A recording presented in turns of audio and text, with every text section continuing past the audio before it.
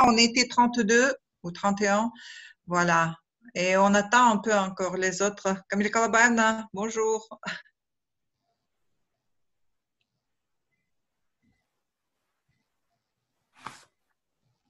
Bonjour, bonjour à tout le monde. Bonjour. Bonjour. Oui.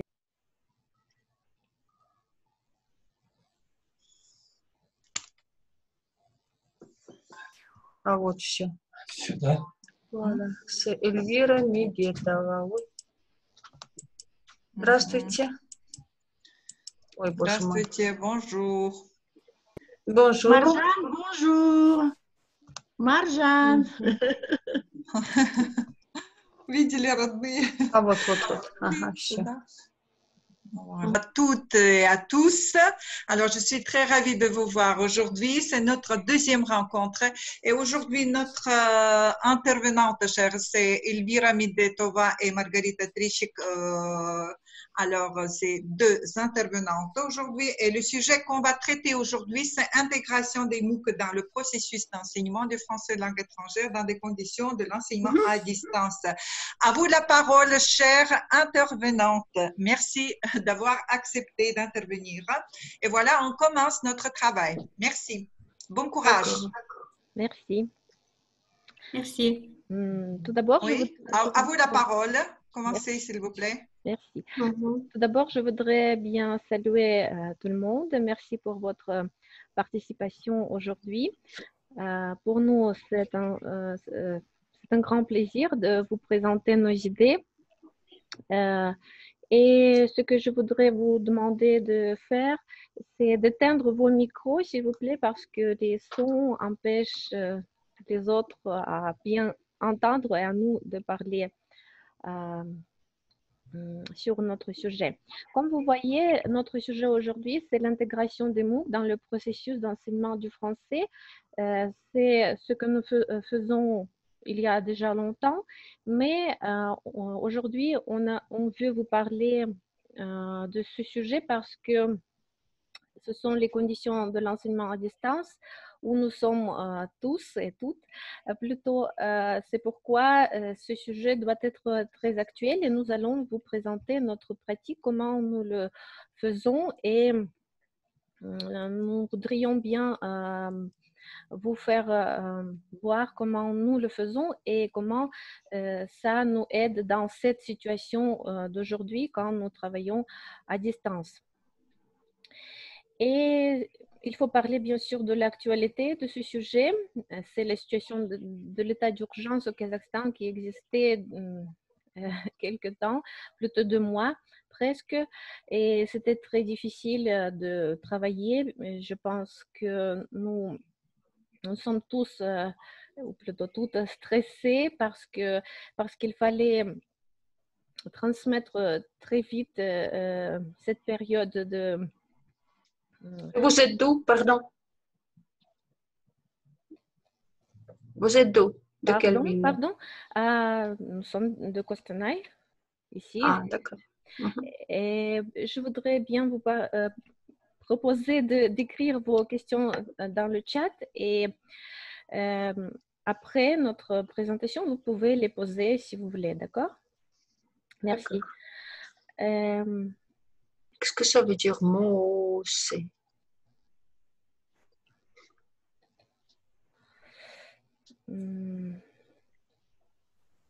On va l'expliquer. Oui.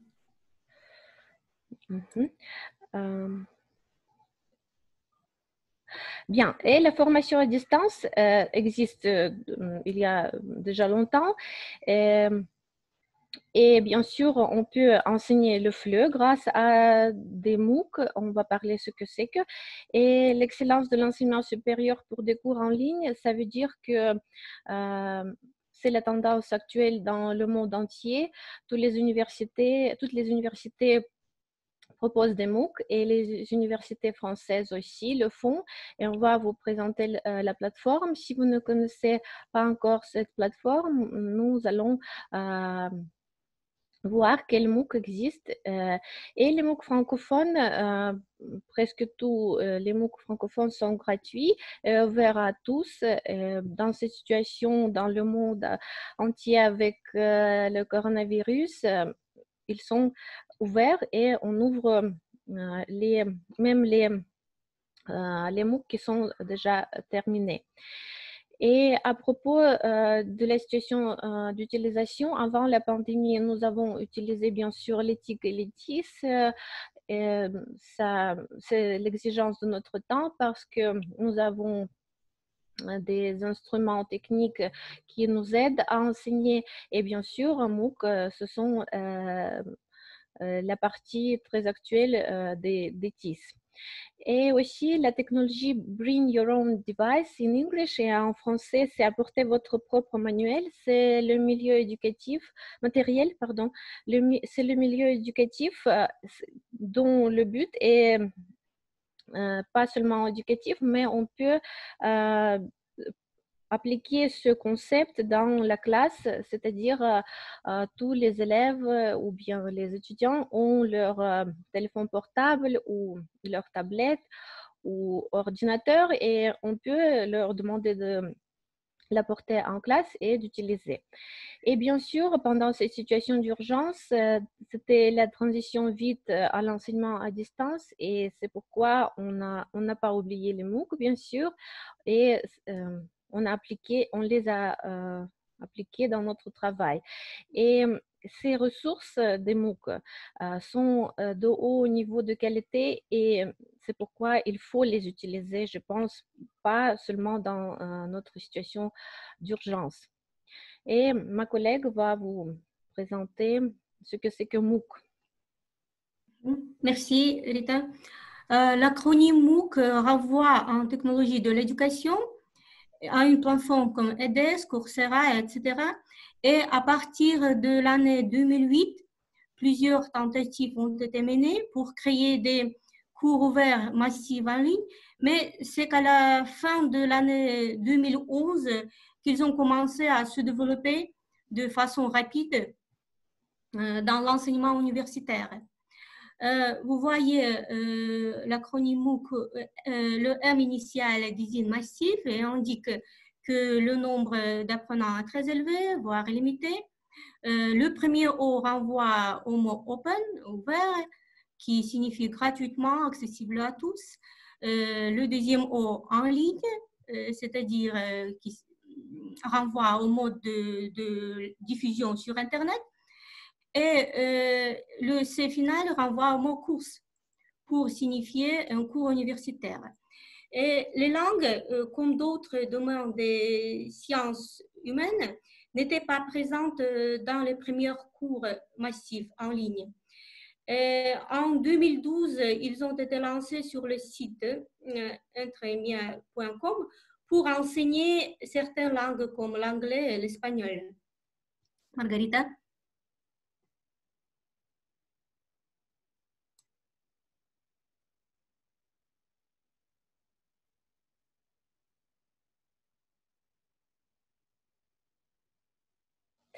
Bien, merci.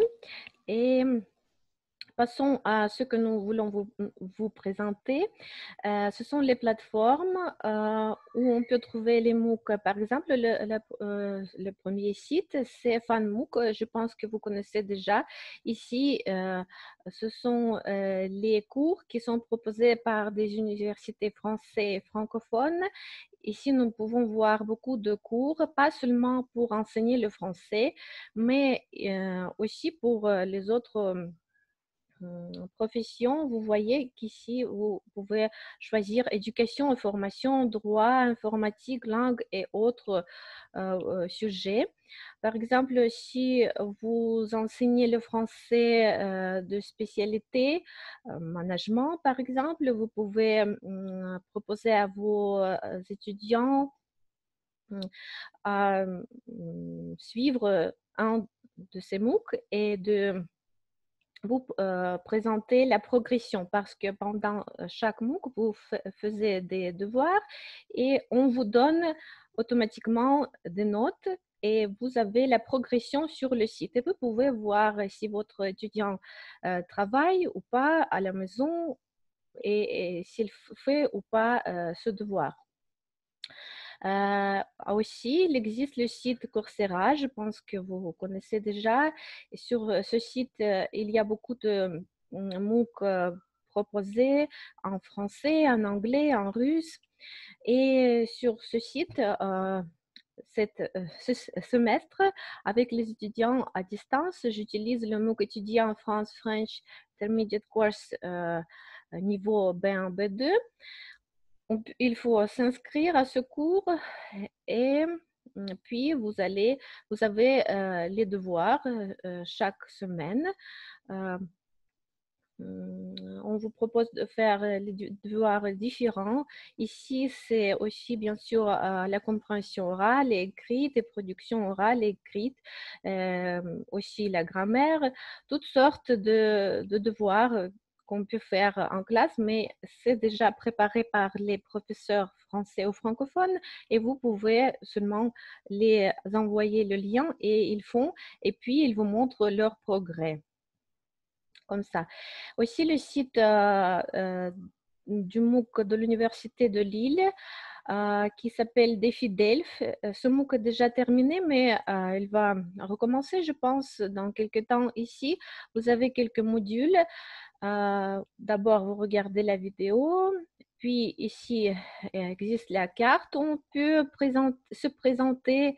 Par exemple, ici, mes étudiants ont fait leur marque sur la carte. Vous pouvez voir les personnes du monde entier qui participent et aussi les devoirs, activités de compréhension orale et écrite, activités collaboratives, etc. Ce MOOC est gratuit, il est préparé pour se préparer à l'examen DELF B1 ou B2. Non, c'est B2. Et c'est pourquoi nous avons un autre cours à l'université du niveau B2 et ce MOOC est du niveau B2, c'est-à-dire c'est la même chose presque et tout est déjà prêt à utiliser. Aussi, le site qui est russe, sur ce site, vous pouvez voir aussi quelques MOOC qu'on peut suivre. Quelques-uns sont payants, mais par exemple, le MOOC sur la phonétique, il est gratuit. Voilà. Et ce que j'utilise dans ma classe, par exemple, c'est le MOOC son communication et parole. Il n'est pas strictement lié à l'enseignement de français, mais comme je travaille avec les étudiants qui sont les futurs interprètes et traducteurs, j'ai pensé que ces sujets, son communication et parole, sont très actuels et on a suivi, on a appris beaucoup de choses sur ces trois concepts. Et ce MOOC est aussi gratuit, on peut voir le contenu. Vous pouvez voir les particularités de la communication, des sons à profusion, etc. Et en classe, à la maison, ils faisaient le devoir et en classe, on discutait les sujets les plus difficiles ou intéressants pour mes étudiants. Aussi, c'est le MOOC Vivre en France B1. Je faisais ce MOOC l'année passée avec mes étudiants du master. Ma collègue va parler de ce MOOC. Je pense que c'est pourquoi je ne vais pas faire beaucoup d'attention sur ça. Et le MOOC Défi Delphes, comme j'ai déjà dit, quand cette situation, avec la situation d'urgence a commencé, j'ai seulement dit à mes étudiants de faire tous les devoirs de ce MOOC et chaque semaine, nous avons eu la conférence à Zoom où nous avons discuté les questions les plus difficiles qu'ils ont trouvées dans les devoirs. Et aussi, je voudrais vous présenter les réactions des étudiants sur l'utilisation des MOOC. J'ai enregistré cette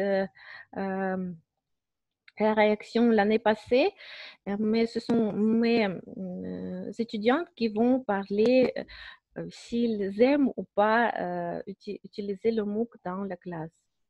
De MOOC, je pense que c'est un moyen excellent d'atteindre mon objectif d'apprentissage du FLO. Il y a beaucoup d'exercices différents pour la grammaire, le lexique, nos connaissances générales. Nous apprenons beaucoup sur la vie de la France, l'économie, l'éducation, le système de la santé et d'autres. Je suis sûre que ce cours m'aide à apprendre mieux parce que premièrement, il y a beaucoup de lexique excellent et aussi il y a beaucoup d'exercices pour compréhension orale et beaucoup d'exercices de grammaire. Et enfin, je voudrais dire que par ces cours, on apprend non seulement le grammaire, le vocabulaire, on peut aussi découvrir beaucoup sur la vie.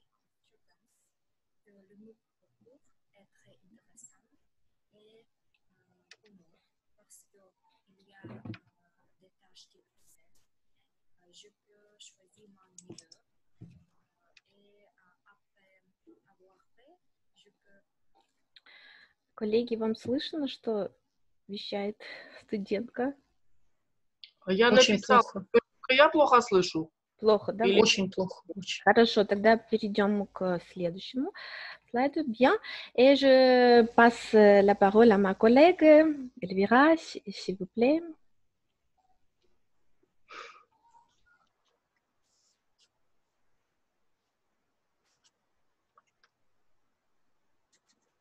Rita, donne-moi, s'il te plaît, le droit de montrer mon écran.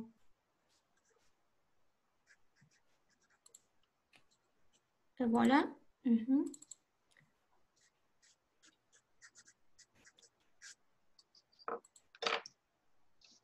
Bon, est-ce que vous voyez mon écran?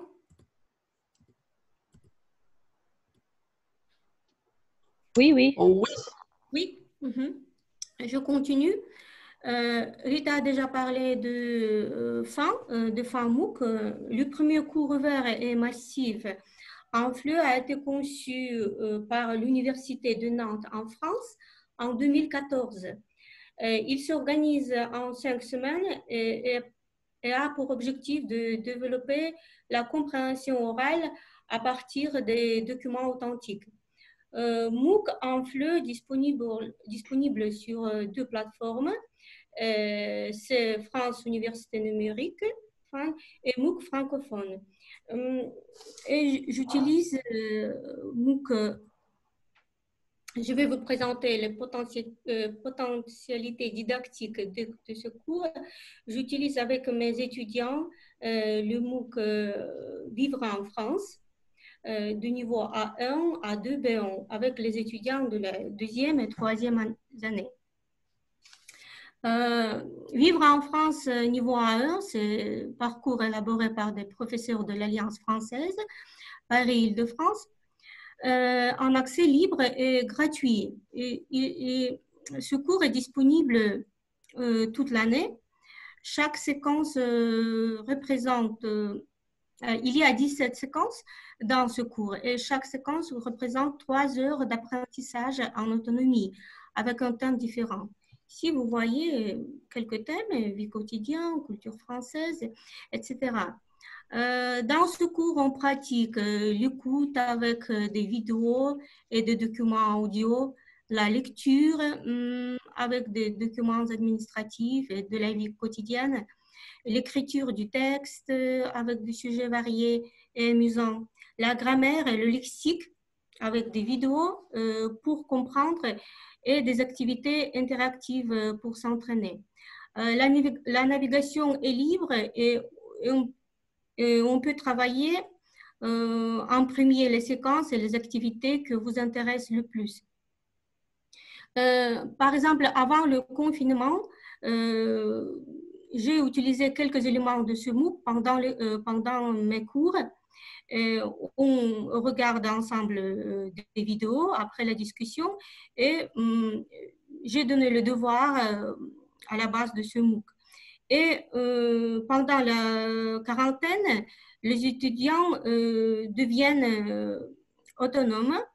Ils font toutes les séquences, il y a auto-évaluation et moi, je peux voir leur progression sur ce site.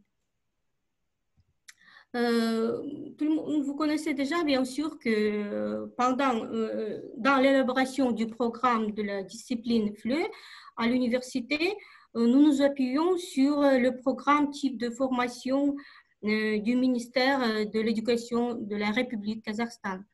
Et si on compare le contenu des sujets, vous voyez ici, ils sont presque identiques.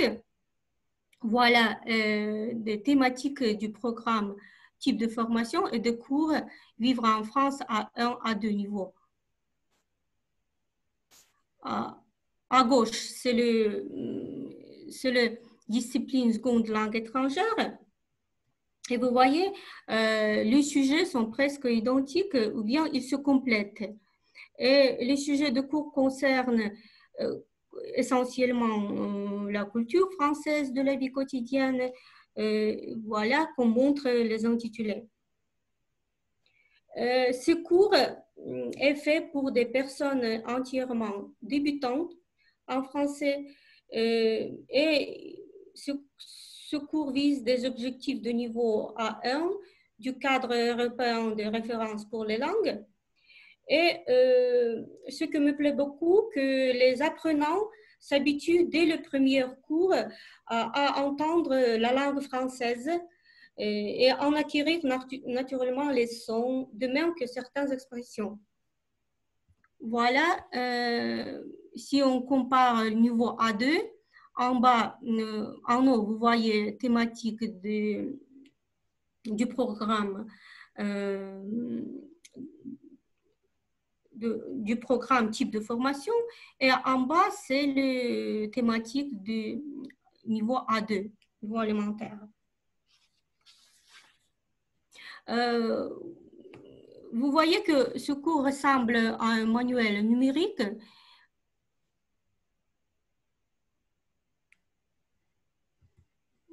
Voilà, il ressemble à un manuel numérique. Il y a, par exemple, c'est le niveau A1, il y a 16 séquences sur les sujets différents. Chaque séquence a 8 parties. À gauche, vous voyez. Je découvre, je m'informe, je réagis. C'est-à-dire, les étudiants, pas à pas, ils vont ouvrir le thème, élaborer, faire des exercices sur la grammaire, apprentissage de lexique. Et ce qui est pratique, que l'apprenant peut corriger ses fautes, ils peuvent afficher la solution, faire des exercices, suivre sa progression, s'auto-évaluer. Il y a beaucoup de... C'est-à-dire, ils peuvent refaire ces activités. Le forum, il y a le forum de discussion après tous les parties. Par exemple, vous voyez, je publie discussions et questions sur le cours. Le forum de discussion permet aux apprenants de l'interagir en ligne, exprimer leur opinion et publier sur le forum et lire des commentaires des autres. Et la dernière partie de chaque séquence, c'est partie je produis, vous voyez à droite.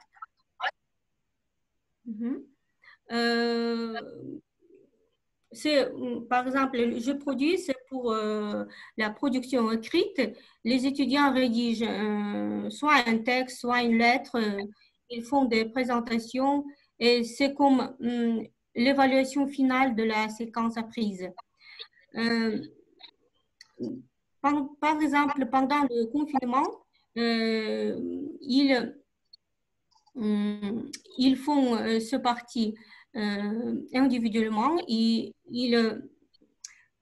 étudiants m'envoient leurs travaux écrits et je les corrige. Et encore, il y a une partie, je passe à l'action. Vous voyez, c'est le sujet, c'est le thématique travailler en France, monde du travail. Et vous voyez, on propose de passer sur le site et les étudiants passent sur le site et ils font des quiz. C'est-à-dire, les activités et les exercices sont si divers et intéressants et permettent aux étudiants de pratiquer toutes sortes de compétences. Et moi, voilà, maintenant je voulais vous montrer des réactions des étudiants à propos du travail sur le MOOC. C'est les étudiants de la 2e et 3e année. Bonjour à tous, je m'appelle Elena, je suis étudiante de la 2e année à l'Université nationale de Gostanay et ma spécialité est l'étranger étrangère. Je pense que c'est très important de connaître plusieurs langues étrangères. Moi, j'ai décidé de les apprendre. J'ai commencé à apprendre le français il y a un an. Je l'ai appris à l'université avec mon professeur. J'ai un cours en ligne de français sur le site enmooc.fr. C'est un cours en ligne si on veut passer en français pour communiquer au quotidien et réaliser des démarches administratives. J'ai suivi 2 cours de français de niveau primaire A1 et A2 qui sont ouverts à tous et gratuits. Ce cours propose de nombreux sujets d'actualité qui vous seront utiles si vous souhaitez vous installer en France. Ils sont très pratiques, par exemple la vie quotidienne, la culture française, la cuisine, la vie citoyenne. Il y a beaucoup de missions sur l'enseignement et le travail en France. On peut pratiquer le vocabulaire et la grammaire avec des vidéos et audio, avec des sujets compliqués et très amusants. Ce cours est je crois que c'est une question de progresser en France, de faciliter notre vie quotidienne en France. Et en plus, il facilite le processus d'apprentissage pendant le cours.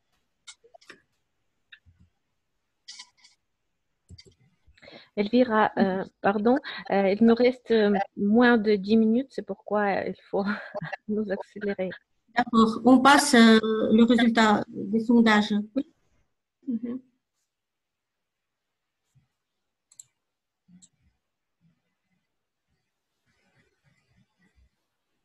Margarita, tu as ton micro.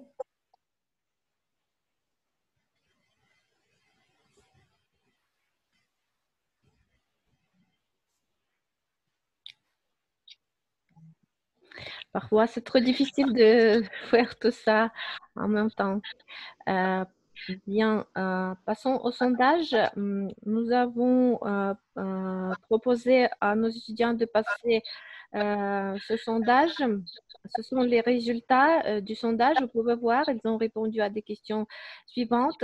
Pendant combien d'années vous apprenez le français? C'est plutôt la première année d'études de français. Bien, quel niveau? Même un étudiant a répondu que c'est niveau C1, mais nous n'avons pas de ce niveau dans notre université. Voilà, ce sont les MOOC les plateformes où les étudiants suivent leur MOOC. C'est FunMOOC, comme on a déjà discuté, Coursera et des FIDELF de l'Université de Lille. Ici, nous avons demandé à votre avis, avec les MOOC, c'est plus facile d'apprendre le français et la plupart des étudiants ont répondu que oui. Plus difficile, c'est 2 étudiants, je pense, et peu importe, sans ou avec, c'est presque 20%, mais pour la plupart, c'est plus facile d'apprendre le français avec les MOOC. Apprendre le français avec le MOOC, ça me plaît. Vous voyez que c'est plus de 90%, c'est-à-dire on peut faire la conclusion que les étudiants aiment apprendre le français avec les MOOC. Pour la question suivante, ils ont répondu oui, 100%. Dans la situation de l'enseignement à distance, les MOOC ont-ils aidé à soutenir le niveau d'enseignement par votre professeur? Et tous les étudiants ont répondu oui. Ça veut dire que les MOOC aident pas seulement à nous comme à des enseignants, mais aussi aux élèves, aux étudiants à comprendre que c'est un très bon moyen pour enseigner et apprendre le français. Et vous voudriez continuer à utiliser les MOOC dans votre apprentissage du français et aussi la plupart ont répondu oui. Bien, ici, je dois vous remercier pour votre attention. Si vous avez des questions, nous pouvons répondre à eux. Oui, j'ai une question à vous poser. C'est Camilla Kleban. Bonjour, je vous remercie de votre intervention. Ça a été très clair, très enrichissant, mais il y a quelques questions. Vous avez dit que vous aviez participé à MOOC avec l'Université de Lille. Et ça a été gratuit. Et maintenant, ma question qui concerne déjà votre enseignement. Vous utilisez les MOOC, si je comprends bien, avec vos étudiants toute l'année? Pendant toute l'année, vous utilisez les MOOC? Pendant toute l'année, nous utilisons, mais pas totalement. On donne quelques devoirs. C'est pour ça que ma question, quelle est la méthode, le manuel de base dans votre enseignement? Est-ce que ce sont les MOOC qui vous servent de base ou peut-être vous avez une autre méthode, Alter Ego ou encore d'autres méthodes, et les MOOC complètent seulement l'enseignement? Merci pour votre question. Oui, nous avons le manuel avec lequel nous travaillons, c'est ECHO. Et dans la classe, nous apprenons l'écho et nous faisons tout, nous lisons des textes, on fait les devoirs, etc. Mais comme le devoir à domicile, parfois je donne les devoirs de tel ou tel MOOC selon le niveau des étudiants. Voilà. Et est-ce que vous avez eu l'autorisation des enseignants français pour utiliser leur MOOC? Comment est-ce que ça s'est passé? Parce que vous avez écrit au début, vous avez montré les adresses Internet, et c'est bien, c'est-à-dire, est-ce que c'est à tout le monde, c'est accessible? Tout de suite, par exemple, j'écris l'adresse, ensuite je peux ouvrir. Ou seulement il faut s'inscrire sur la plateforme de ces universités. Comment est-ce que vous avez eu, parce que quand même, il y a les droits d'auteur aussi, et comment est-ce que vous agissez? Chaque étudiant doit s'enregistrer sur le site, c'est-à-dire il crée son propre compte, il a comment dire, le compte de l'enseignant et il commence à suivre ce MOOC. C'est-à-dire, ce n'est pas moi qui a l'autorisation de suivre ce MOOC, c'est eux, ce sont nos étudiants. Et il entre, je leur donne par exemple le devoir de suivre la première semaine, ils suivent la première semaine et puis ils montrent la progression et je vois, oui, ils ont fait tous les devoirs et comme ça. C'est-à-dire, je pense que les MOOC sont libres à s'inscrire et à les suivre. Voilà. Parce qu'il y a, par exemple, dans l'université ouverte, parfois, on demande, vous pouvez, par exemple, suivre tel ou tel cours. Ensuite, vous êtes évalué par le professeur qui donne ce cours, qui vous enseigne. Et ici, c'est-à-dire si je comprends bien, ce que vous avez montré, ce sont les ressources. Déjà, en sorte, ce sont les MOOC qui sont donnés qui sont créés, qui ont été créés par les enseignants français, mais quand même, c'est déjà